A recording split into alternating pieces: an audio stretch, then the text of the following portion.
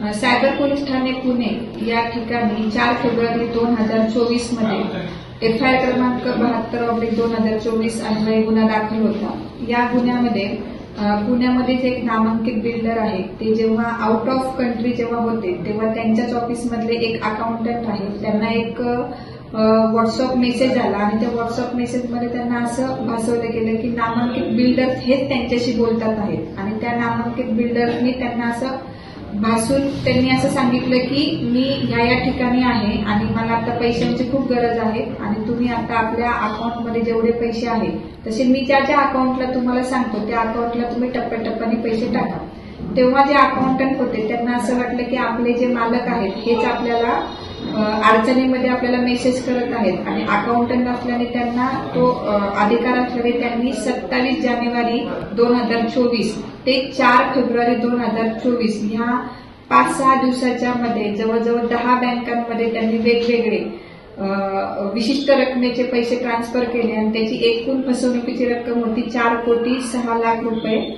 अशी रक्कम होती। याच्यामध्ये जेव्हा तपास सुरू केला, जेव्हा फेब्रुवारी महिन्यामध्ये आमच्या इथे सायबर पोलीस ठाणे यांनी तपास सुरू केला, कारण की गुन्ह्याची गंभीरता खूप होती आणि फसवणूक झालेली रक्कम ही फार मोठ्या प्रमाणामध्ये होती।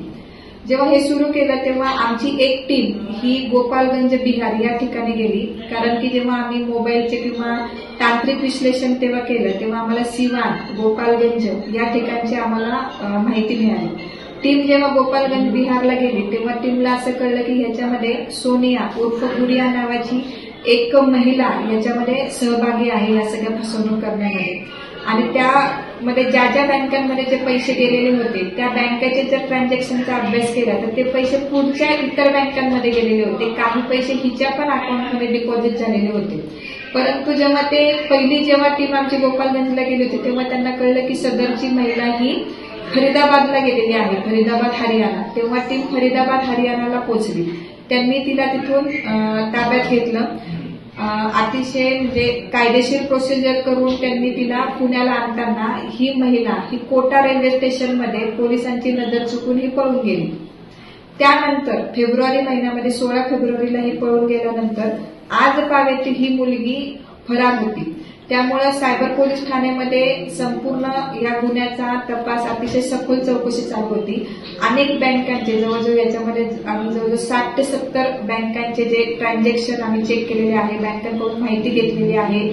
ज्यावेळेस तिला सुरुवातीला जेव्हा पकडलेलं होतं तेव्हा तिचे 3 मोबाईल जप्त केलेले होते, त्या 3 मोबाईल मधले सुद्धा आम्ही अनेक माहिती घेऊन आम्हाला असं तांत्रिक विश्लेषण जेव्हा किंवा आमचा जो तपास होता तो आमचा दिल्लीपर्यंत येऊन थांबला। तेव्हा आमचे माननीय पोलीस आयुक्त अमितेश कुमार सर आणि आमचे माननीय पोलीस उपायुक्त विवेक मासाळ सर यांच्या मार्गदर्शनाखाली आमची टीम, मी स्वतः, माझ्यासोबत PSI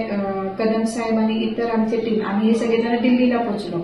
ज्या ठिकाणी आम्हाला दिल्लीला ती महिला आहे जेव्हा असं होत होतं तेव्हा तिथलचे स्थानिक पोलीस स्टेशनची आम्ही मदत घेतली आणि त्या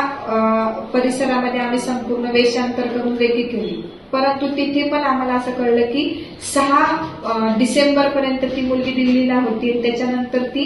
परत बाहेर आहे, त्यामुळे आम्हाला तिथं मार्ग सापडत नव्हता। परंतु गोपालगंज सिवान या ठिकाणी आम्ही काही गुप्त बातमीदारांना माहिती घेण्यासाठी आम्ही वेळोवेळी त्यांच्या संपर्कात होतो, तेव्हा अचानक आम्हाला, मी स्वतः दिल्लीला तपासायला असताना मला संपर्कात एक फोन आला आणि त्यांनी सांगितलं की मॅडम तुम्ही बिहारला या आणि त्याच्यामध्ये तुम्हाला ती मुलगी तुम्हाला सापडेल। म्हणून मग मी तातडीने आमची सगळी टीम ही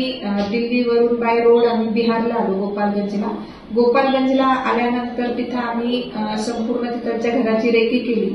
आणि शेतामध्ये घर होतं, अतिशय वस्तीच्या एरियामधलं घर होतं आणि दिवसा जर आम्ही गेलो, कारण की ही जी सानिया उर्फ गुडिया मुस्कदीन सिद्दकी तिचं वय फक्त 23 वर्ष आहे, परंतु हा संपूर्ण गुन्ह्यामध्ये तिचा सहभाग असताना तिने तिच्या नावावर कुठलाही मोबाईल आजपर्यंत वापरला नाही, कोणतंही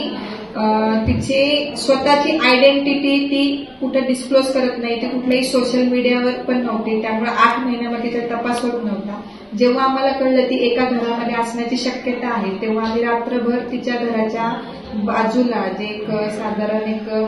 अर्धा 1 किलोमीटर लांब असं एक शेत होतं, त्या शेतामध्ये आम्ही रात्रभर थांबलो आणि जेव्हा सकाळ झाली तेव्हा मग आम्ही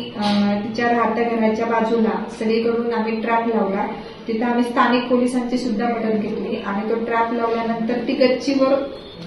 चढताना तिने छतावरून उडी मारली, परंतु तिथे आमचे PSI कदम साहेब आणि आमची एक महिला पोलीस हवालदार सुजित मॅडम होत्या, त्यांनी तिला डिटेन केलं आणि डिटेन केल्यानंतर मग आम्ही पुढची कारवाई केली. तिच्याकडून असलेले जप्त आता सध्या आम्ही काही सिम कार्ड जप्त केलेले आहेत, काही मोबाईल जप्त केलेले आहेत, तिची इंट्रोगेशन पण करतो आहे. त्याच्या पुढचे पण आम्ही आरोपींचा तपास करत आहोत आणि अशा पद्धतीने आमचा तपास चालू आहे.